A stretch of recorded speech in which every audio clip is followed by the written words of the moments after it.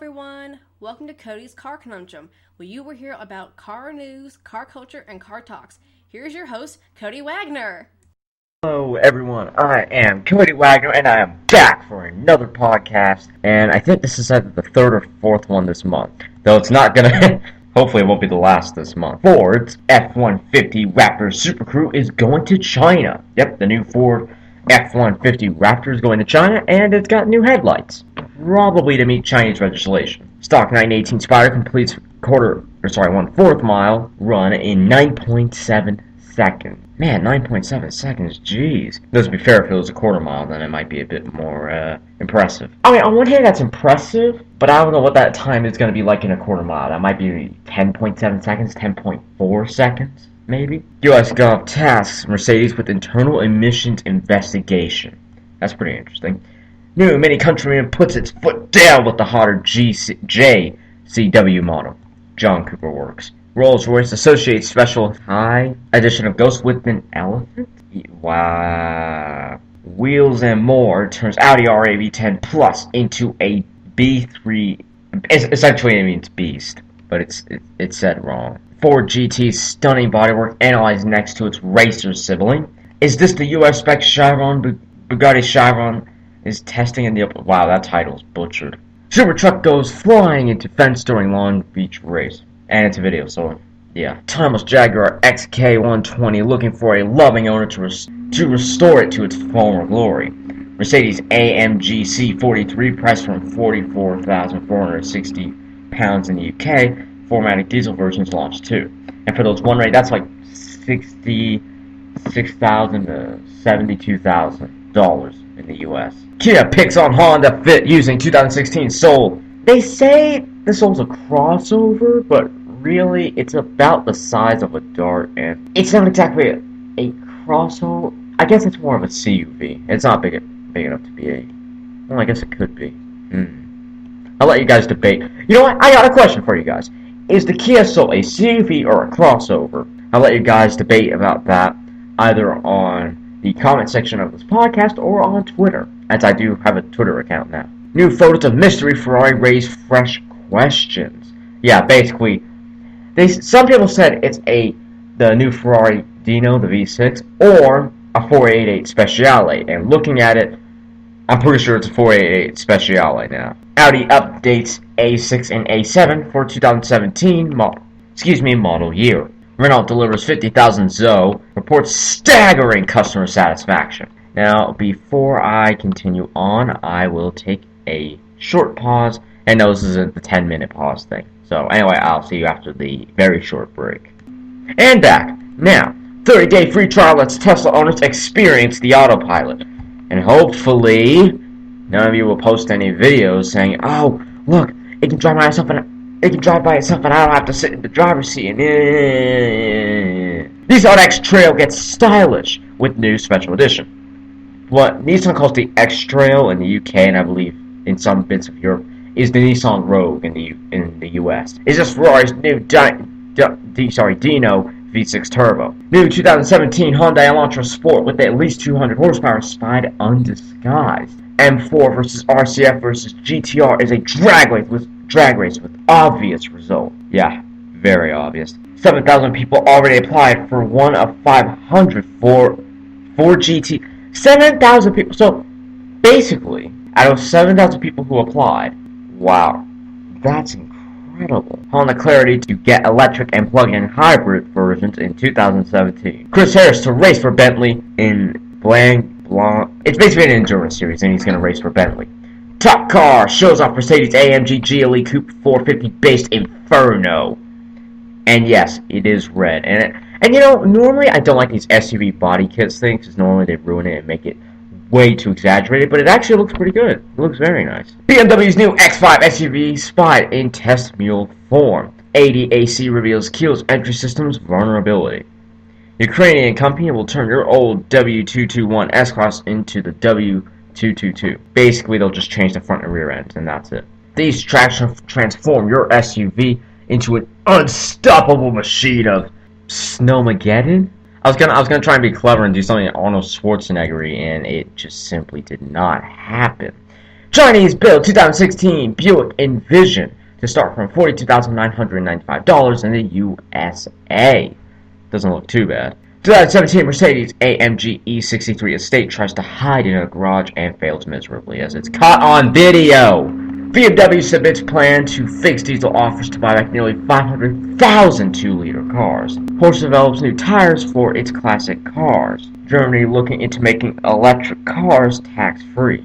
Renault F1 has no excuse for poor start to 2016 campaign. Reviewer finds Skoda's range-topping 280 horsepower superb, purely superb, and apparently that pun was intended. I weep. Not really. BMW's new long wheelbase X1 for China adds 110mm of rear legroom, and you can kind of see it in the door. 2017 Honda Accord Hybrid is more powerful and has more tech. Maserati testing Levante with 520 plus horsepower twin-turbo V8, and I'm really intrigued to see if that actually gets into production. Volvo plans EV for 2019. Aims to sell 1 million electrified cars by 2025, sorry. Chinese answer to the Tesla brakes cover. Lisi? Oh, come on! You couldn't have come up with a better name than that. Aston Martin Vulcan, now licensed to unleash its 700 horsepower on the road. Renault unveils new Koleos, confirms Beijing debut. Tesla Model X is so hot right now, even Ford bought one for 200,000. You heard me correctly. Bulldozers get into a Transformer-style fight on the streets of China. It's a literal street fight. It's an industrial-scale street fight, I should say. Volkswagen Dieselgate solution could include $5,000 to owners and that includes buybacks. Apple hires former Tesla and Aston Martin engineer for special project. First Alfa Romeo Giulia rolls off the production line. Report. Volkswagen's defeat device was created by Audi nearly 20 years ago. Wall's 2016 Toyota Prius is a sheep in wolf's clothing. Though looking from the picture, it's neither. It's just ugly. It's that simple. Suzuki Baleno becomes the first car to get a dual rating from the Euro NCAP. You heard me right, a dual rating. One without the safety, the optional safety package, it got a 3-star. And when it had, the optional safety package equipped, it got a 4-star. Safety packages should be included! Though I understand why they didn't. Still kind of bad, though, in a sense. Ford Mustang becomes the planet's best-selling sports coupe for 2015, even though we're almost halfway through 2016. Jaguar Land Rover working on straight-six engines, and I can't wait to see what they put it in. New Audi S5 Cabriolet sneaks out to play with its 349 horses. Updated 2017 Range Rover Evoque gains more tech and new Amber Limited Edition? That's interesting. Volkswagen instant test drives makes the cars, come to you. New Acura CDX compact SUV exposed in China rivals Mercedes GLA. Mini is on the right track by considering to build the Rockman and Superleggera. And I really, really, really, really hope that they do. Buick LaCrosse Hybrid Electric posts 50 MPG figure. New Toyota Prius awarded 5 stars from Euro NCAP. Better than that Suzuki earlier. Peugeot goes official with 3008 Advanced Eye Cockpit, and it really is advanced. Mitsubishi admits cheating in fuel economy tests, more than 600,000 vehicles affected. Why, Mitsubishi? Why you gotta do this to us? You killed the Evo and now you do this. It's bad enough Suzuki have gone from the market. Especially with the brilliant Kazashi that they had. Wow, that went downhill fast. Mitsubishi Motors today admitted rigging the official fuel economy test of Japan for some of their key cars. And to be fair, it wasn't today. That news was provided a short while ago. The official press release says the automaker conducted tests improperly to present better fuel consumption rates than actual rates, and that the testing method was also different from the one required by Japanese law.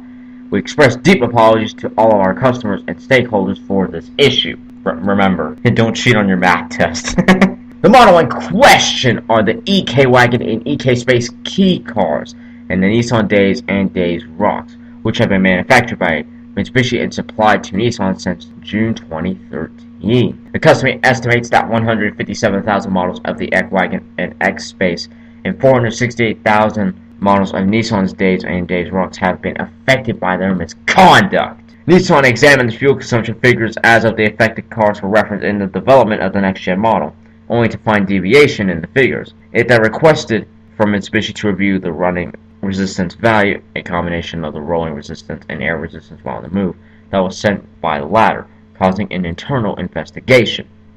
In the course of our internal investigation upon this request, Mitsubishi Motors learned of the improper conduct that Mitsubishi Motors used the running resistance value for testing, which provided more advantageous fuel consumption rates than the actual tests.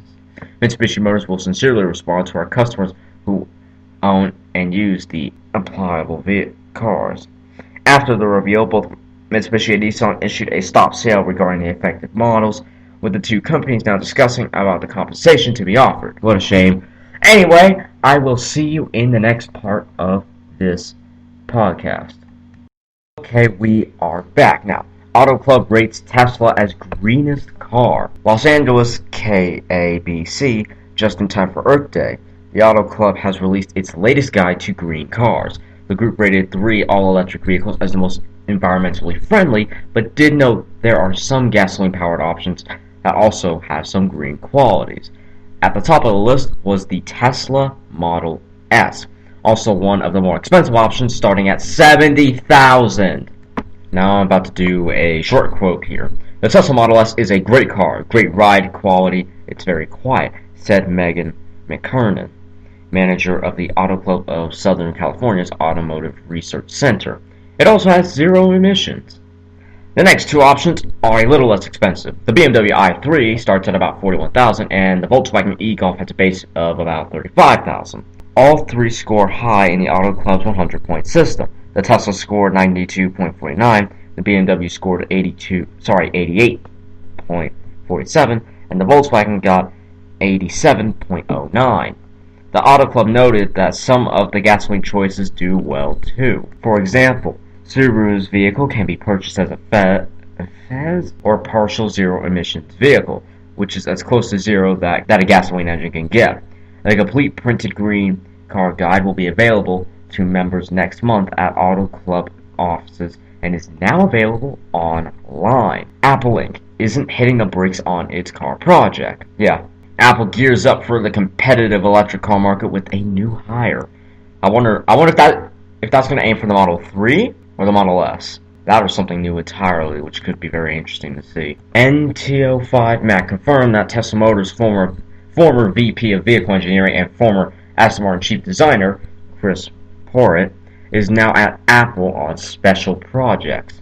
The special projects sector of Apple is very vague, but is widely believed to encompass Apple's rumored Project Titan car. Before his role at Tesla, Porritt was the chief designer at Aston Martin until 2013, and helped work on some of the company's famous sports cars like the DB9 and the 177.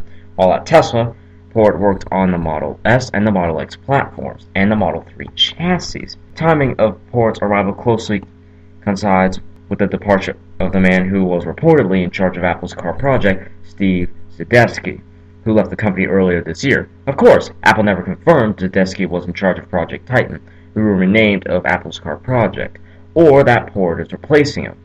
But Max Reports supports the speculation. Now what this means to Apple.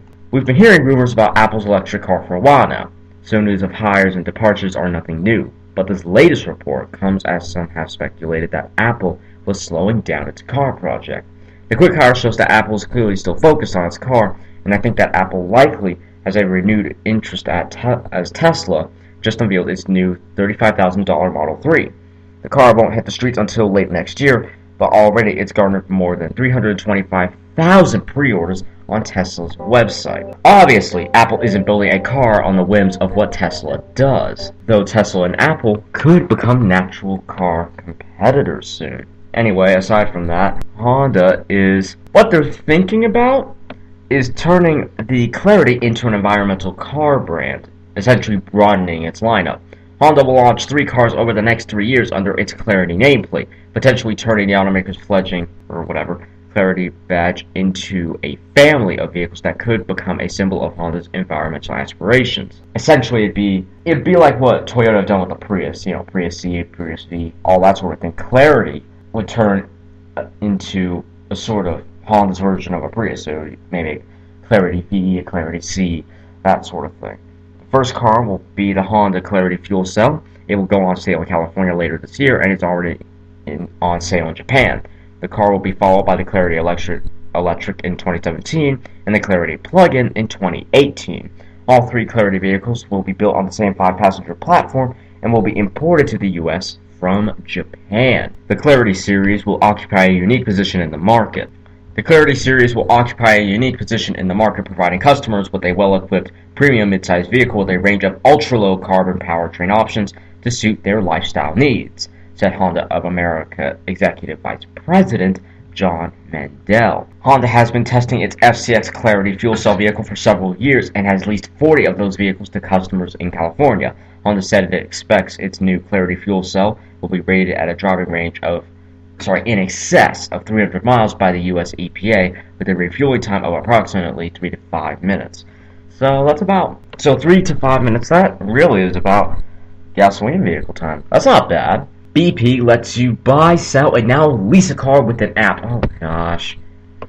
For those of you who don't know, I like technology, but I'm not really a modern techie person, so all these apps and whatnot aren't my cup of tea. There are lots of apps that help you research prices for buying or selling a car, and they'll even hook you up with a dealership when you're ready to buy it. But BP lets you buy and sell used cars in 16 metro areas in 9 states without using a dealership or a test drive at all. Every company starts with a group of entrepreneurs who think something is true, but it disagrees with what everyone else thinks, said BP founder, not going to say it, I'm just going to butcher, I'm sorry, in a phone interview. My belief was that there was this whole infrastructure of cars sitting on lots for one reason, to do a test drive. He found that while most people would not buy a used car without a test drive, they warmed up to the idea if the car was inspected, came with a money-back guarantee, and was from a brand they trusted. That was the initial light bulb, Resnick said. So how do you buy a car with an app without testing it? The same way you buy anything online, Resnick said. You find a car you like at a price that works for your budget and buy it. A BP representative goes to the seller, gives her the money, and delivers the car to you. Then you get what BP calls a 10-day test drive. If the car doesn't work out for you, you can get your money back. Each car goes through a 240-point inspection by professional trained BP representatives who are both shareholders in the company and employees. They're certified mechanics to begin with, and they undergo an additional 3 months of BP-specific training. When you want to sell your car through BP, an inspector will visit and check everything. They use a camera to look under the chassis, they take 200 pictures, and they do a dynamic test drive to listen for weird noises, test normal braking acceleration, and check the alignment.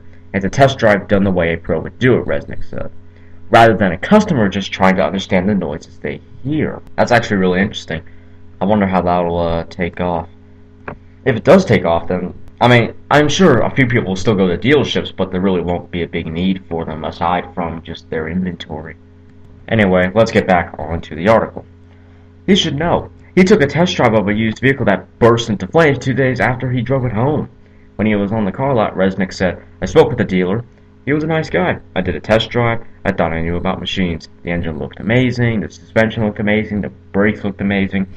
In trying to get his money back and eventually succeeding, Resnick learned a lot about customer protection laws and the process of buying and selling cars. He also counts himself as an older millennial, a generation that's used to showrooming and cross-shopping online. Car buying and selling starts online, using KBB.com or Edmunds or Auto Trader, Resnick said. When you get to the interesting part, you need to close your computer. It also eliminates the ick factor of meeting strangers via Craigslist or dealing with used car salesmen.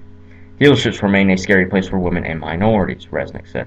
BP is enabling a market that was hidden because those people were not transacting. This way, the market becomes larger and more connected.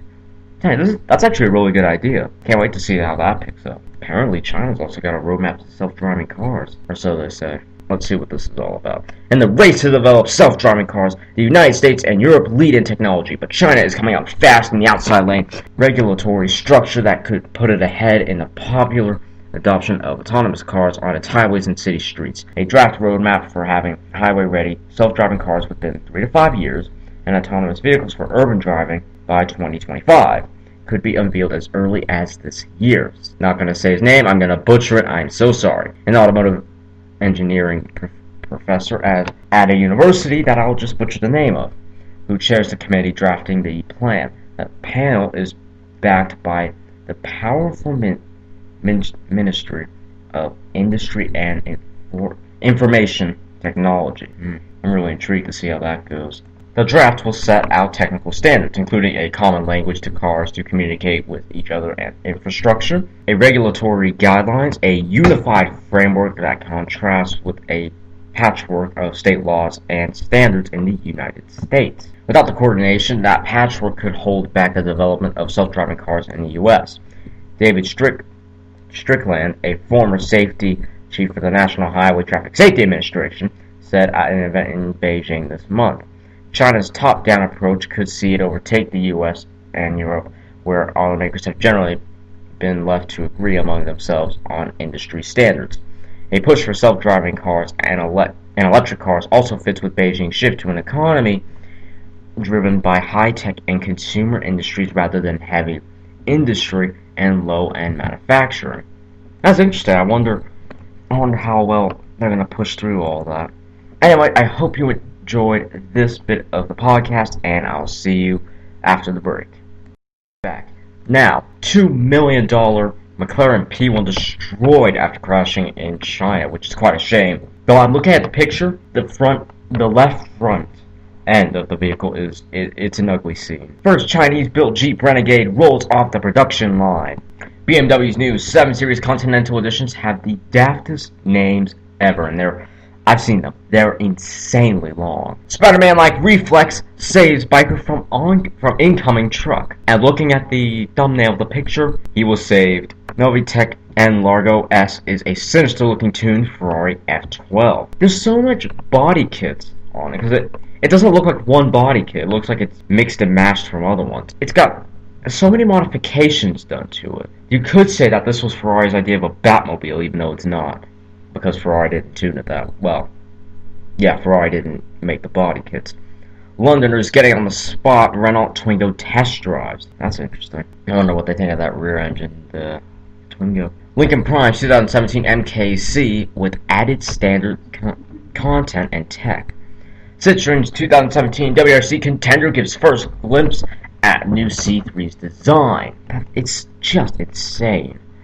It looks a bit bigger than current rally cars, but the front end is still, it looks a bit weird. First look at 2017 Opel Insignia and 2018 Buick Regal's interior. Still looks like a GM design to me. Tesla Model 3 attacks rivals in hilariously brutal fan-made parody. Chevy Camaro SS 50th Anniversary Edition becomes Indy 500's pace car. Renault gives glimpse of its new large SUV, which I've already seen. Seat Ateca Configurator goes live. Prices can go up to $48,000. 2017 Hyundai Elantra Sport has been... Oh, right, I already said that. Anyway, though, it has been spied on, anyway. And it doesn't really look much different.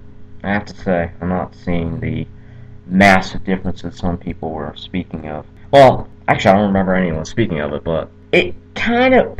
Like, on one hand, it does look like a sportier version of an Elantra, but it kind of just looks like a body kit. Small, wet van recall. FCA is asking 26,000 ProMaster City van owners to keep their driver's side footwells dry, because the connector can succumb to moisture and send odd signals to the transmission, possibly causing it to shift to neutral at a stop sign instead of staying in drive. The company has a recall in progress and will contact customers. There are no known cases where this caused a crash or injury. FCA discovered the problem while reviewing warranty data. The recall covers 2015 to 2016 ProMaster City vans, but only sold in the US and Canada. The company helpline is at 1-800-853-1403. I'll repeat that again. 1-800-853-1403. Nearly 1 million FCA shifters recalled. Cars and SUVs, but the ZF Cursomatic shifter, the electronic shifter that first shipped with the 8-speed automatics, which springs back to the center after each shift, are being recalled to tune well over 1 million vehicles. The voluntary recall will not change the behavior of the shifter. Some customers have complained that it makes getting into reverse and park more difficult than it should be. It's not as more difficult than it should be, it's just because you don't know how to work a shifter. I added that in. Providing no spatial feedback and having small gaps between Either way, essentially this is because people don't know how to work a shifter. The National Highway Traffic Safety Administration and FCA US responded to complaints that some drivers have let their vehicles without putting them into park, apparently related to 41 injuries. None appear to be related to any equipment failure. How do you get injuries from just moving a gear knob? That recall is just because people don't know how to move a gear knob. The system already shows the gear on both gauge cluster and shifter, and chimes if the driver's side door is open while the engine is running, and it is not in park. FCA US will enhance the warnings and transmission shift strategy, preventing movement even when not in park. The recall affects 811,586 vehicles in the US and 52,144 vehicles in Canada, and around 260,000 elsewhere. All have the 8-speed automatic. 2012 to 2014 Dodge Charger and Chrysler 300, 2014 to 2015 Jeep Grand Cherokee. Affected customers will be notified when service becomes available. In the meantime, drivers should check one of the two indicators, gauge, cluster, and shifter, to make sure the car is in park before exiting. The company dropped this type of shifter in 2015 on cars and in 2016 on the Grand Cherokee. And apparently the new Jeep Compass has been spotted, but it has a lot of camouflage on it, so we can't really see what it looks like, which is a bit of a shame. Anyway, though, Koenigsegg renders Purple Regera as a tribute to Prince. Audi A6 and A7 get a fresh face and upgraded equipment. Order soon for delivery this summer. Duckytown allows MIT researchers to test self-driving cars. The government is shaming people for texting and driving. This 1980 Rover SD1 Survivor is a rare sight in the US. And it's actually in very good condition, too. It looks good. GM wants to have 10 plug-in models in China in 5 years. But GM is saying little beyond what we already know. The Cadillac CT6 PHEV or whatever. Infiniti QX Sport concept previewed ahead of Beijing debut. Look closely and it's not hard to picture the next QX70 crossover. Ferrari World could come to North America. So all you Prancing Horse fans in the United States of America, you may actually be able to go to Ferrari World without having to go across the ocean. Autoblog Green turns 10 years old today. Uber settles suit with 385,000 drivers for $100 million. Uber drivers will continue as independent contractors rather than employees. Quebec contemplates home EV charging station mandate. That could actually be really interesting. I wonder how far they'll go with that. Elon Musk hints at secret solution to inner city traffic jams. Not exactly a bus, says Musk, but he wants to get you home.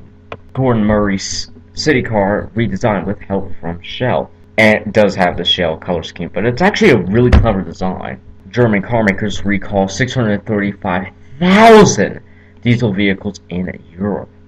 Yeesh, that's a shame. Nissan's new Leaf ad makes fun of Tesla Model 3 success. Up next, why would you want all that range anyway? Maserati plans to launch Alfieri and Gran Turismo by 2018. I really hope that they do as well. I want to see that Alfieri concept come to life in production. Okay, and now we're going to read that government texting shaming article. It's a bad idea to text and drive. And you better not be doing that right now while listening to this podcast. Beyond just being dangerous, it's now illegal in most U.S. states and in several countries around the world. Yet, despite the many ad campaigns telling them it's wrong, people still do it. In fact, some of them actually brag about it on social media. Well, the National Highway Traffic Safety Administration will have none of those shenanigans. The government agency has actually taken to Twitter to name and shame those who publicly confess to using their phone while behind the wheel. Disgraceful! It's a habit worth breaking at Ethan_WMASS. Do yourself and everyone else on the road a favor. Put the phone down and just drive. Agreed at Domi_D23. Please realize you're putting yourself and others in danger, and a silly text isn't worth it. Hashtag just drive. not really a laugh out loud. At underscore bankroll AJ. Do everyone a favor, yourself included, and get off your phone while driving. Hashtag just drive. And that was in the last 2 days. Who knows if it'll actually work? One particular person seems to be a little indignant about it. But maybe a little public shaming by the feds is a warranted better than yet another fatal statistic. He's right. The guy who wrote the article is right. That and the EPA are right in doing so. Anyway, I hope you enjoyed this podcast, and I'll see you in the next one. You have just listened to Cody's Car Conundrum. Be sure to join us every Sunday. You can subscribe to Cody's YouTube channel at www.youtube.com/c/viperforlifeacr.